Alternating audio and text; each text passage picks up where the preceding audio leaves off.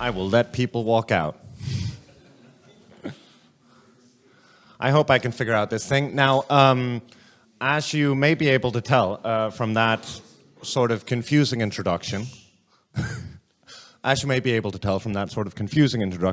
I'm in a bit of a pickle because this presentation was originally planned as a tie-in for the release of my second novel, God Will Know His Own, published by our very own Tim Rødbø. But I have a picture of it. There you go. It doesn't exist yet. That's just a graphic. But the book is currently stuck in proofreading, and so I have nothing to promote. Secondarily, seeing that the book would not be out in time, I elected to change the title of this presentation, but forgot to change the abstract. So I have now promised two rather different presentations with only one to give. So I hope that you haven't read the abstract. And you may be able to tell that this is my first time at a conference. So, where to begin? I'm going to start with a very different book, one I pulled off my bookshelf recently after it had gathered dust for a few years. It is called The Templars and the Assassins, The Militia of Heaven by James Wasserman. And I know in this room people probably know who James Wasserman is, but I need you to pretend for the sake of argument that you don't. Because what I find fascinating about this title in particular is that if you know nothing else about it, you might assume this book would be anything from one, an academic monograph on two famous religio-military orders of the medieval world, two, a conspiracist treatise about two ancient secret societies and how their heirs control the world's governments to this very day, or three, a book about the lore of the massively successful popular video game franchise Assassin's Creed.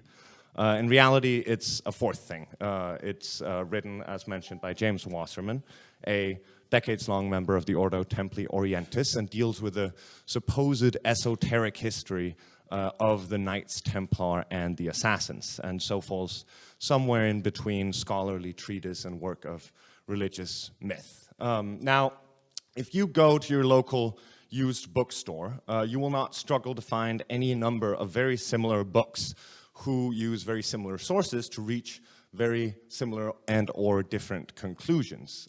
What this speaks to is, of course, an enduring fascination with certain movements and moments in history that have become defining for more than just one cultural milieu, including New Age, Western esotericism, conspiracism, conspirituality, and even popular culture.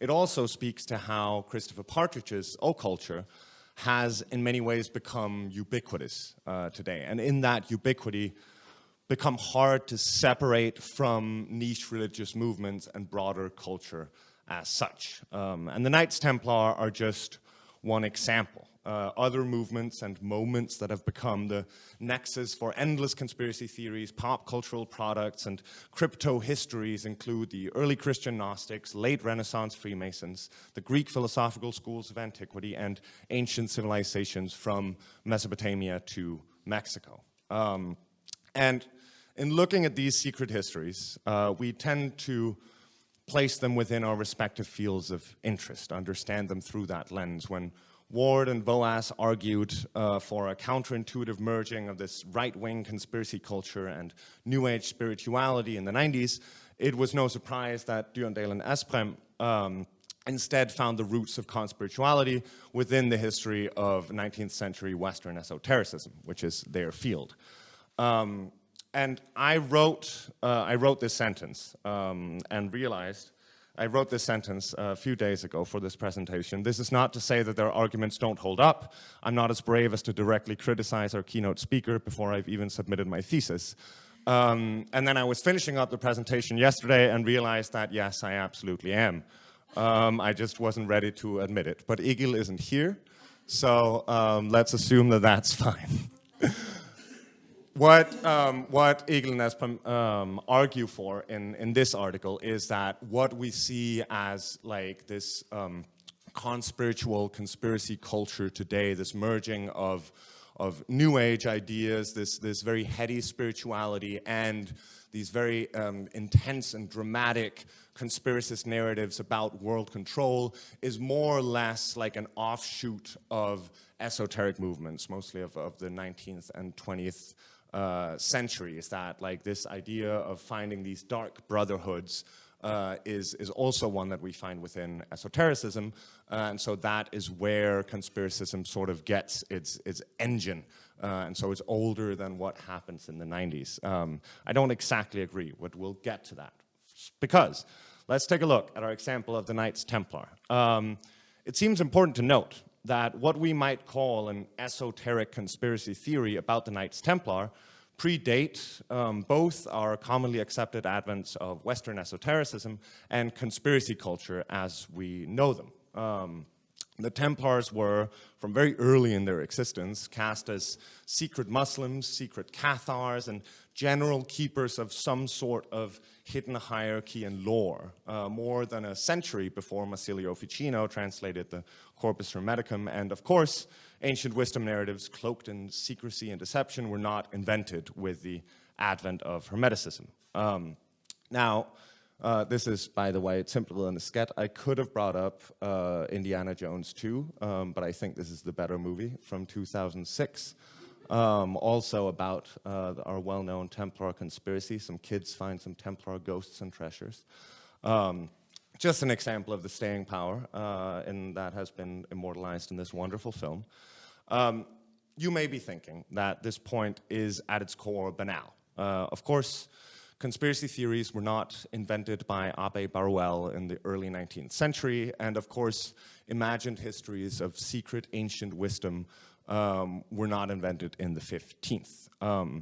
But there's something to say, speaking of simpler than a sketch, about the sheer staying power of these narratives, some of them traceable more or less from antiquity to the release of the PlayStation 5. The reason, I would argue, is fairly banal. The fact is that people's imaginations tend to be fired up by the idea that the world has mystery to offer, that we don't necessarily know the true centers of power in our societies, and that history may be more mysterious and under more mysterious control than it seems. These stories go beyond the machinations of intellectuals and have likely filtered down through all layers of society for as long as they've existed. Let's take a look, for example, at anti-Semitic myths of blood libel and their tarnishing of the Eucharist, secretive groups of Jews committing satanic conspiracy under cover of night. What's that if not the tale of a clandestine dark brotherhood working to subjugate society as we know it, and by the way, a conspiracy theory that survives in conspiracy culture to this very day. How about the tales of our Scandinavian witches? We've already seen this image a couple times today. In the 17th century, flying off to Blocksberg in the dead of night to consort with the devil and plan catastrophe on their villages. What is that, if not the tale of an esoteric conspiracy, living and growing entirely amongst peasants and laborers? How about the myths of secret satanic cross-dressing popes, or the dark sisterhood of the so-called pornocracy in the Vatican in the 10th century? I would say that they run, in a lot of ways, directly parallel to the myths of esoteric Catholic conspiracy that we now know as a product of Protestant nativism and later conspirituality.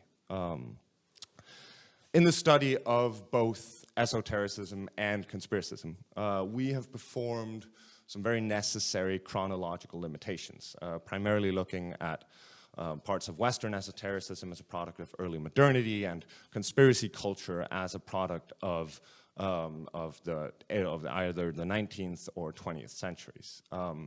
But sometimes these can close our eyes to the broader cultural archetypes that inform our fields. I would argue that esoteric conspiracism, as in folklore and urban legends of clandestine brotherhoods of malevolent entities with some sort of supernatural agencies, can be seen both as the relatively historically specific series of movements and subcultures that we usually work with, but also as an archetype of popular myth. And that the more defined esoterical and conspiracist movements both informed and are informed by this more broad, soft, and undefined history of popular mythology. I'd argue that this type of story, one that subverts generally accepted history and plants malevolent agency in the hands of secret groups of ne'er-do-wells, is one that has a broader appeal, more universal staying power, and much more cultural spread than we usually give it credit for. Speaking to that, and relatively unrelated, but I'll get there, recently I've worked on refining a term I've chosen to call the epistemology of wonder. It's a deceptively simple rule, so simple in fact that I dare to call it both intuitive, near universal, and fairly unoriginal. The rule can be expressed as follows. In the question of establishing epistemological legitimacy, aside from the dimensions of authority, charisma, preconceived worldviews, convincing oratorium, and all the other aspects of how we as human beings decide whether we deem a claim true or not, a central decider will almost always be whether that claim is, to our ears, wonderful, as in the archaic sense of inspiring wonder, which can, of course, also be the wonder of thrill or even horror. In short, we are more likely to believe a story if it's a good one, or in even shorter, as one famous poster above the desk of one famous paranormal FBI agent said, I want to believe. To connect our two sets of ideas. Both stories of clandestine conspiracies, applying agency to our lived experiences, and esoteric masters with access to secret truths about the cosmos are, in a word, pretty exciting to just about anyone, just about anywhere, at just about any time. This archetype of myth, this popular esoteric conspiracy myth, exists just beyond both the religious and political. It talks of currently extant pseudo-divine agency, as in magical agency below that of God in both power and scope, acting upon our lives or our world and breaking with both accepted religious and political orthodoxy. It's popular, it's weaponizable, veering in between folklore, urban legend, and myth, seen in all of our examples from the Templars to anti-Semitic blood libel myths to the witch hunts. And now, what historically makes these myths often differ from what we would understand as a product of esotericism is this. They're often not rejected knowledge. This because these theories often aim themselves at victims that previous regimes of power were just fine with victimizing. Jews, peasant women, and orders of errant knights that had amassed a little too much gold and military power.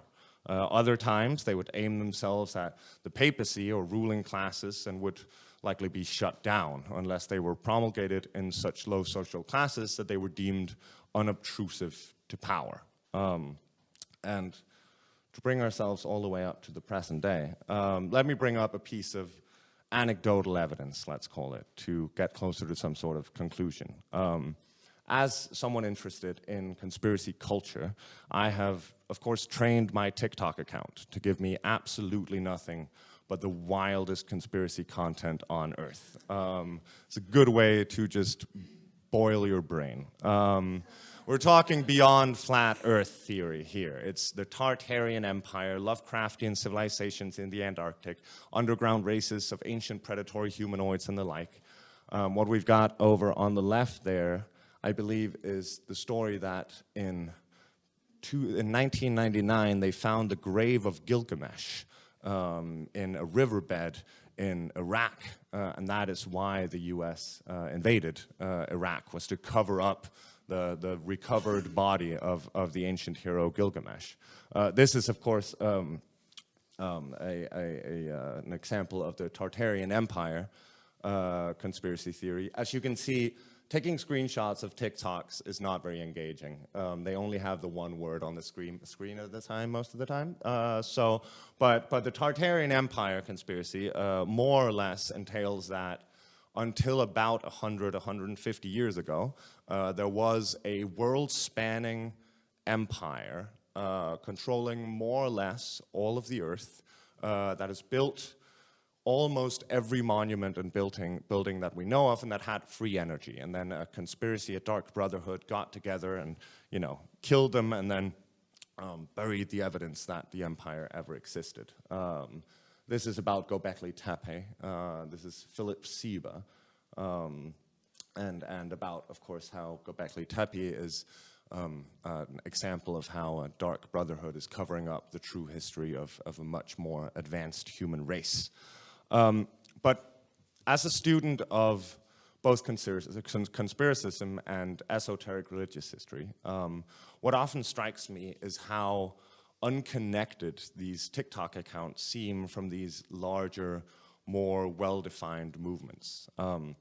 They have no problem openly contradicting themselves, presenting fiction as fact, or peddling AI-generated images, as you can see, to sell vague stories of ancient brotherhoods, secret histories, and esoteric conspiracies. As opposed to many of the movements we know, these people have not read either Blavatsky, David Icke, or William Cooper. They tell, as in the example of Philip Seba here, they tell, believe, and propagate these stories almost entirely unbothered by what came before them, because it generates clicks and inspires wonder, which generates more clicks in turn. This is not meant to be a value judgment. What I'm trying to get at is that the type of myth that is the nexus of conspiracy culture as we know it today, stories of secretly falsified histories, clandestine centers of power, and malevolent conspiracies of ancient orders are perhaps not only the product of specific genealogies of theorists, intellectuals, and pseudo-intellectuals, but there might also be a third hidden tradition, secret history we might call it, running parallel to traditions of esotericism and conspiracism, which we may simply call a popular mythology of conspiracy, and which will likely pop up again and again, regardless where our studied fields might go. Now, to conclude, this is not meant to be a grand theory of a certain kind of legend inherent to the human experience. What I'm saying is not that we have esoteric conspiracy branded onto our literary brainstems, but that we as human beings have a fairly good idea of what makes a good story, and that esoteric conspiracies very often do. I'm certainly not saying that the fields of conspiracy studies or Western esotericism should break their own chronological boundaries or accept into their fold of studied subjects a host of new urban legends. What we study are pluralities of certain historical movements that we have fenced off for arguably good reason.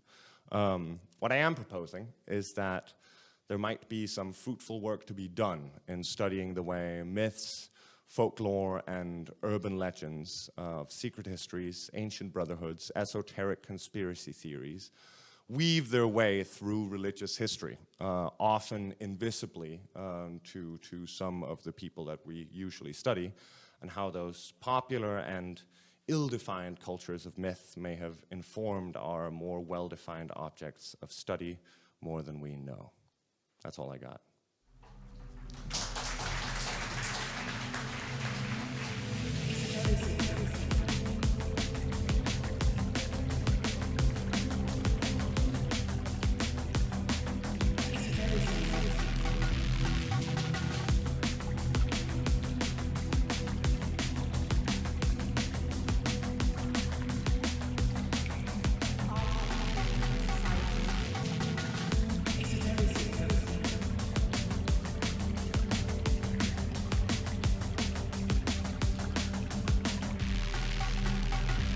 Esotericism.